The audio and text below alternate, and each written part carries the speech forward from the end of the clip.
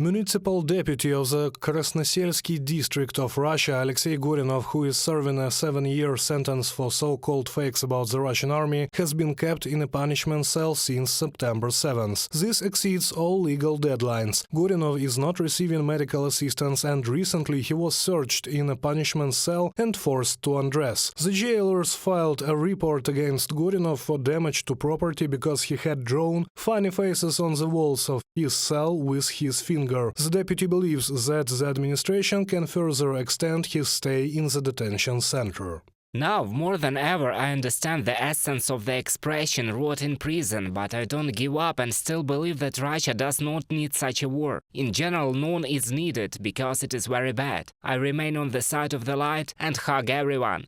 Alexei Gorinov, Russian politician, on Telegram.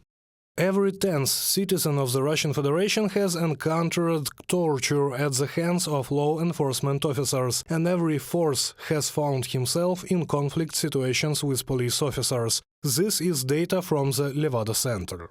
This is an example of anti-war activist who simply died in May of this year in a police station after being interrogated. The definition of torture in Russia is very strange. Harsh physical force is considered torture. When teeth are knocked out, when people are raped with a mop or broom, this is torture. And if you don't give them a pill or don't call a doctor, it's not a torture. It's okay. Torture is when you are on the verge of survival. The human rights organization Team Against Torture published a study of state violence in Russia, permitted, impermissible. The results of the surveys are terrifying. Security forces in the country torture in order to extract testimony, obtain a bribe, take revenge, or simply suppress a person. This is a common reality in the Russian Federation. Violence and torture exacerbate vulnerabilities in society, deprive a wide range of people and resources and the ability to act independently, and pollute the identities of those directly involved in the situation and beyond. As a result of situations of violence and torture, the opposition between a person and the law enforcement system intensifies, which reduces the chances of productive interaction, and violent practices become even more routinized. From materials of a sociological study of the human rights organization Team Against Torture.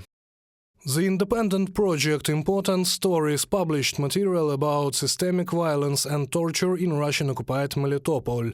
According to the testimony of victims, the Russian occupation authorities organized the largest prison in Europe in the city.